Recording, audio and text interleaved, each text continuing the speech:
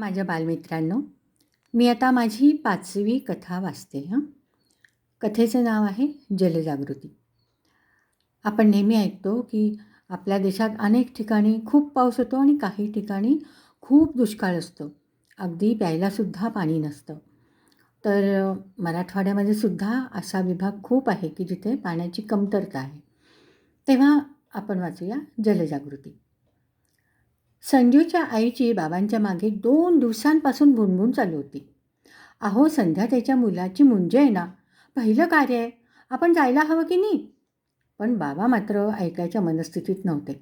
माधवी, आधीच्या काळी मुंज म्हणजे व्रतबंध 8व्या वर्षी व्हायचा आणि मुलं गुरुकुलात शिकायला जायची.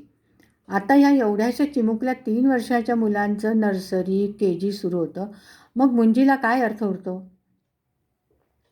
अहो, अर्थ नाही म्हणून सगळं जुनं जे आहे ते सोडून थोडी जायचं. मुंजीनंतर मुलांच्या वागण्यावरती बंधनं घातली जातात. अरे, पण मुलं पाळतात का ती बंधनं? सिनेमे, हॉटेल, TV आणि त्याही पुढच्या गोष्टींना आता अगदी ऊत आलेला आहे. हे बघा, तुम्हाला नसेल यायचं ना तर नका येऊ, पण मी जाणार, संजू आणि मी. मी तुला जाऊ नको म्हणते ना, त्याच्यामागचं कारण वेगळं आहे माधवी. मराठवाड्यात दुष्काळ आहे, प्यायलाही पाणी नाही आणि तिथले लोक आपल्या इथे स्थलांतरित होत आहेत. अशा वेळी मुंज काढणंच चुकीचं आहे अगं.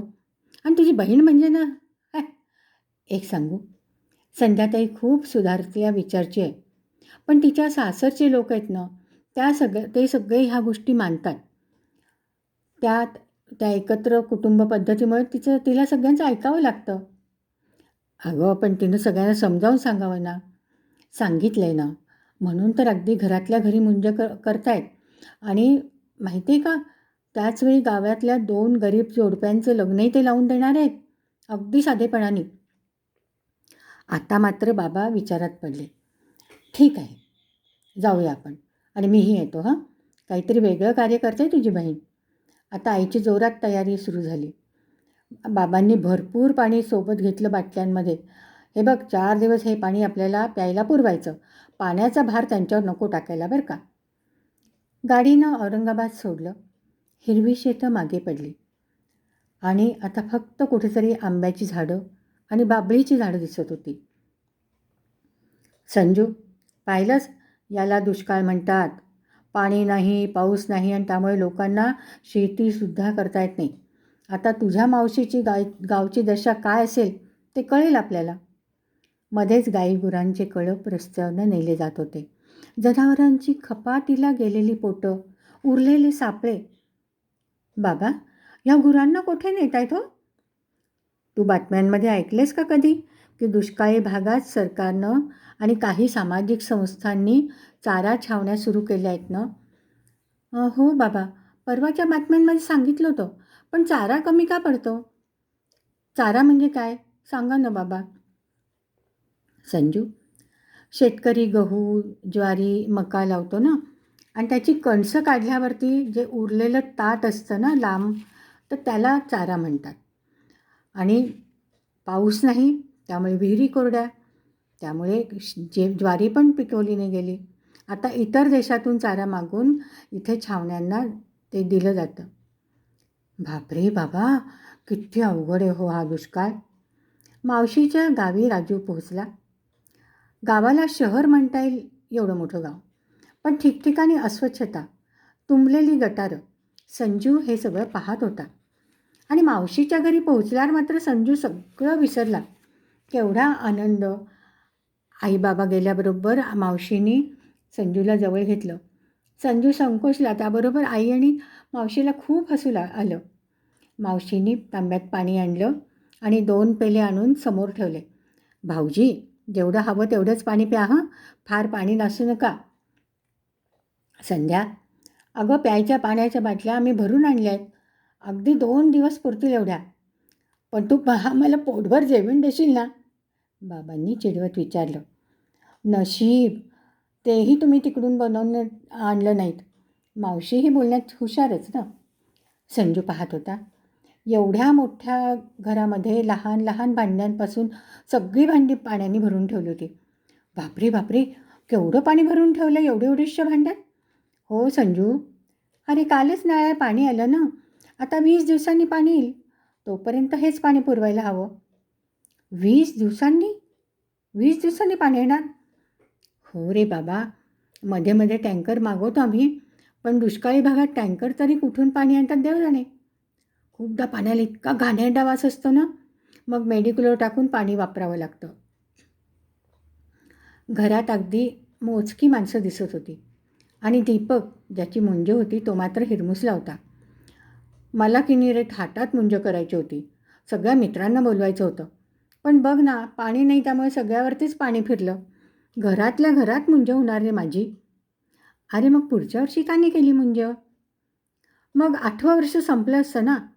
मुंज 8व्याच वर्षी करतात, म्हणजे असं आजी आजोबा म्हणतात.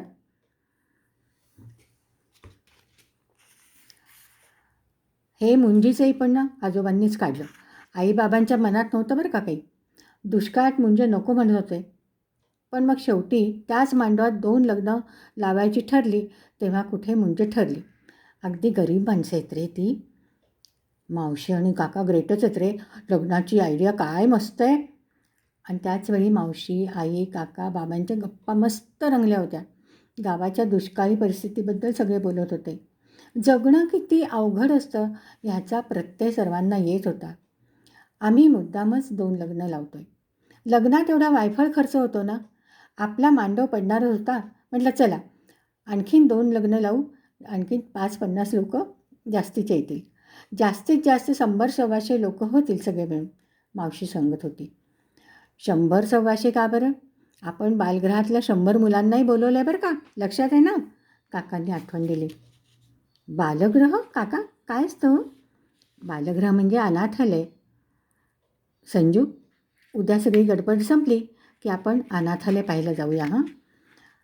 वा, म्हणजे सत्पात्री दान झालं की तुमचं? दुसऱ्या दिवशी पहाटेच मावशीनं मुलांना उठवलं. चला रे, आंघोळी आटपा, या बाहेर. पटापट सगळ्यांनी दात घासले. दूध पिऊन मुलं बाहेर आली. अंगणात बाज घातली होती आणि खाली एक मोठं टोपलं ठेवलं होतं. चला या बाजेवरती बसा आणि आंघोळी आटपा. बाजेवर आंघोळ? संजूनं आश्चर्यानं म्हटलं. आम्ही तर बाथरूममध्ये आंघोळ करतो. हां हां, इथे मात्र बाजेवरच आंघोळ करायची. हं, मला लाज वाटते बरं का सगळ्यांसमोर आंघोळ करायला. अंगणातल्या दोरीवर मावशीनं चादरीचा आडोसा केला. आता नाही ना लाज वाटणार? चला, आणि अंगाला मुलतानी मट्टी लावायची. हं. का बरं, साबण नाही? नाही नाही. का बरं? ते कारण नंतर कळेल. हां. आणि संजू, या मातीनं अंग स्वच्छ होतं बरं का. पार्लरमध्ये नाही का मातीचाच पॅक लावतात. संजूनं तोंड वेडवाकडं करत आंघोळ आटपली. अगदी अर्धी बादली पाण्यात. खालच्या टोपल्यात पाणी जमू लागलं. 2 जणांच्या आंघोळी झाल्यावर मावशीनं ते पाणी कंपाऊंड बाहेरच्या कुंडात टाकलं. हे काय गं? आईनं विचारलं.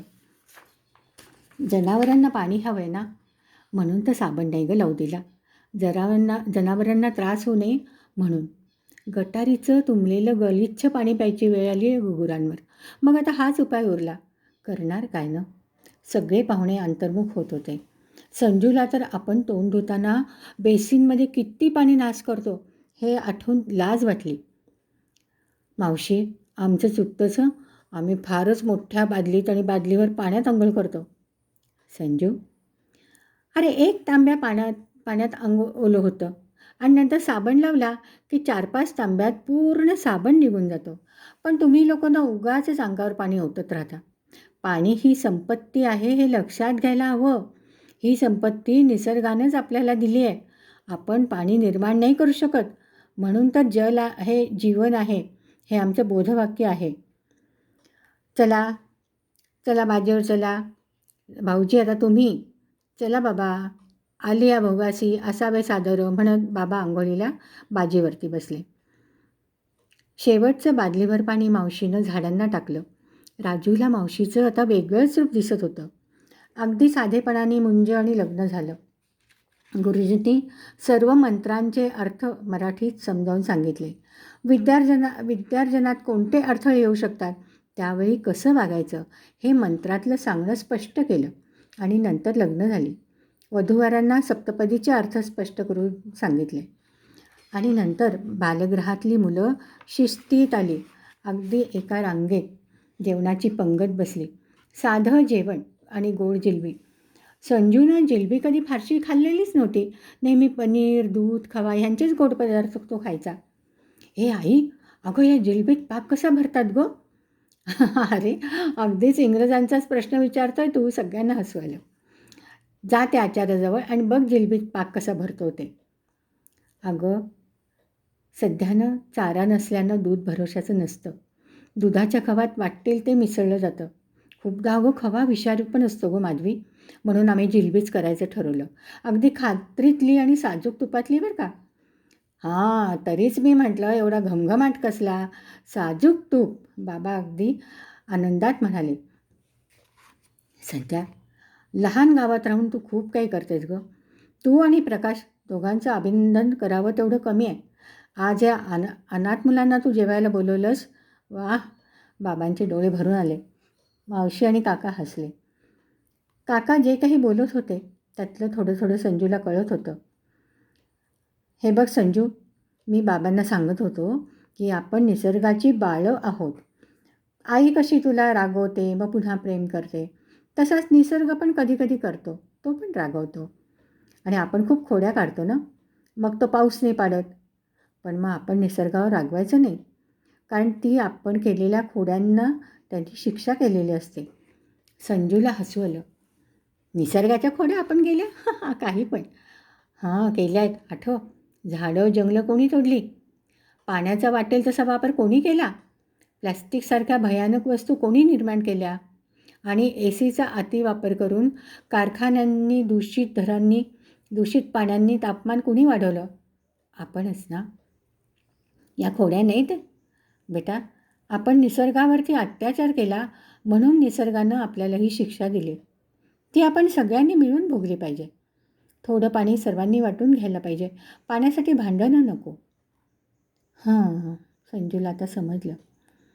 सर्वजणं हवं तेवढंच पाणी घेत होते. पत्रावळींवर जेवण होत होतं आणि पत्रावळी गाई म्हशींसाठी जपून ठेवल्या जात होत्या.